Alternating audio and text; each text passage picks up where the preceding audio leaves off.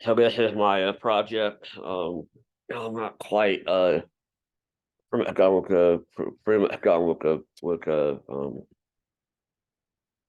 with a project. I just haven't submitted quite yet. So I just get a kind of a basic uh slideshow PowerPoint just to kind of get your eyes to it, make it a little bit more simple rather than just rambling on via camera, right? So let's start just introduction, just kind of what I want to introduce, the ideas I wanted to do. I started my thesis of, well, I believe, and with the question Professor Taylor presented, in that I believe one, I just thought it's broken, and I said yes, and the reason because I is due to gerrymandering and its effects on not only, uh, not only due to polarization within dynamics and also within the conference and then just affecting people in their daily lives, right? Um, here I was, and then so again I went on, I listed my sub arguments, and then just kind of hypothesized what my conclusion was going to be, and then I have my conclusion, or that you know, hypothesized what my conclusion was going to be. So currently this under 10 minutes. So let's go. Let's get to my first sub argument here. My first sub argument for this idea is that gerrymandering does not create equal representation within America due to suppressing votes and voters.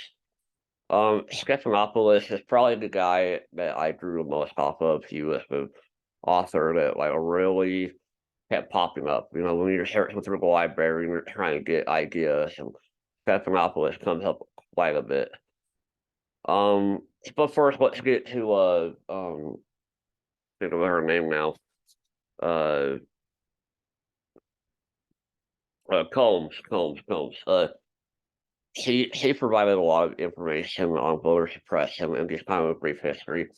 I wanted to tie it in a little bit. I do not want to compare gerrymandering to outright voter suppression, such as like poll hats and good grandfather clause, things of that nature, right? But I did want to get like get idea readers' minds that voter suppression played a bit is a factor in gerrymandering, right? And as I said, Stephanopoulos and McGee with this efficiency gap. They're talking about how the way gerrymandering works is it slicing and dicing these districts up, and then what happens is the efficiency and people's vote decreases due to this fact, then it becomes more favorable districts for these political parties, right? And then like a bit, and obviously this efficiency gap plays more role in people of color rather than white citizens, because usually white citizens live in these rural areas, and then their vote increases in value, especially when we vote for a certain party. Um, and then lastly, Utah, really concise. I really like what I did here with Utah, comparing comparing the diversity numbers within Salt Lake, West Valley, and Provo. Talking about how not necessarily Provo to an extent, but West Valley and Salt Lake, how much more diverse they are than the rest of the state, and how the gerrymandering affected Utah. Guess that all did a really good job about talking about Utah and how it got sliced and diced. Right. That's kind of my idea for my first side argument. I kind of want to hurry get on 10 minutes here. Second, gerrymandering hurts the general elections and thirst for moderate skew to candidates going to most extreme party who go to more extreme to win a primary election. So first, these districts become I sorry, I can't pronounce the word homogeneous. Sorry, my brain is fried tonight. Um,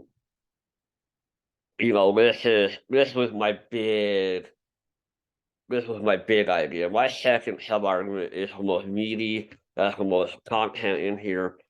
Um, let's see here. You know, Peter did a really good job about explaining how these most extreme candidates get into these positions. Due to getting these most polarized districts, split up, then creates this idea of um the primaries not meeting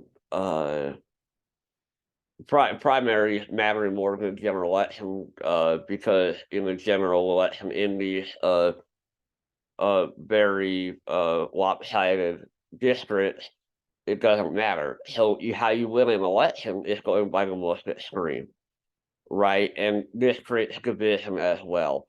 And also, that the most politically active people vote in primaries, and the most politically active people, according to Andrew Gardner from the University of Wyoming, is that the most politically active people are the most extreme, are the most radical within the base, um, because they care more about it, right? And helping that create extremism as well. And kind of lopsidedness, it causes extremism because there's no real concern, there's no real consequences. And on the third sub argument, this like where it really gets really plays a factor. Lastly is gerrymandering is it gerrymandering or is it forms of geography? There's a lot of articles that I read. Sorry, I'm kind of going back and forth on my phone here to try to get, remember all the authors and stuff that things of that nature. One author did mention how, gerrymandering, or I'm sorry, just people kind of migrate to these areas. It's not gerrymandering per se sometimes. Sometimes it's just people like live with people who have like minds of themselves.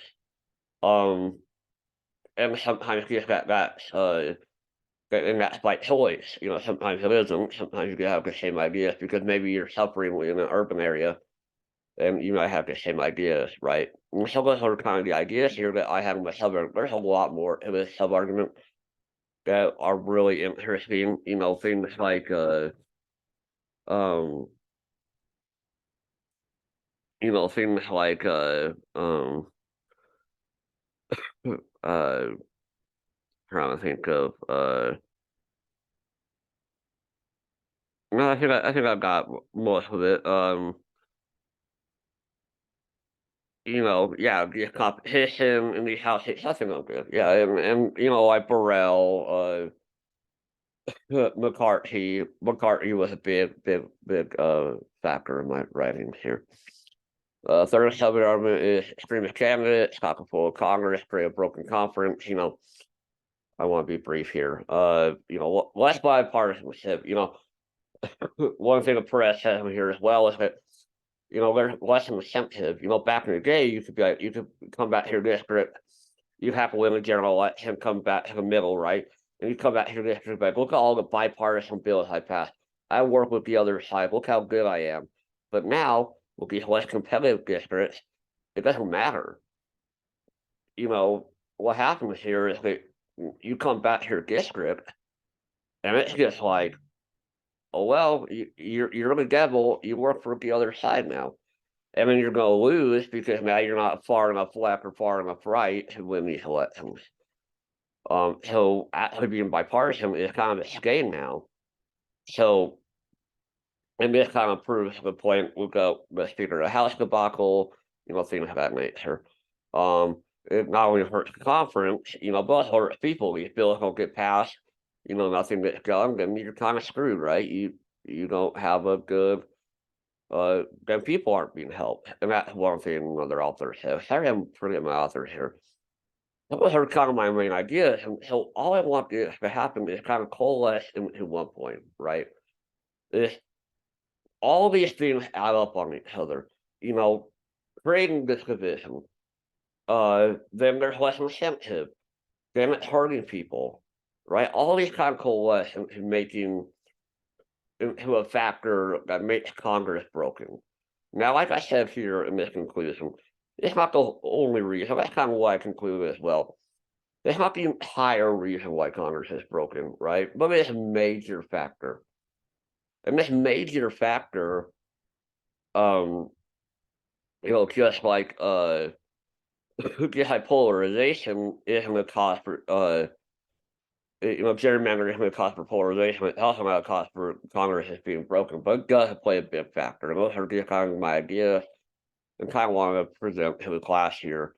Yeah, that's just kind of what I've been working on. I'm gonna work on, just gotta write my bibliography and stuff. So, thanks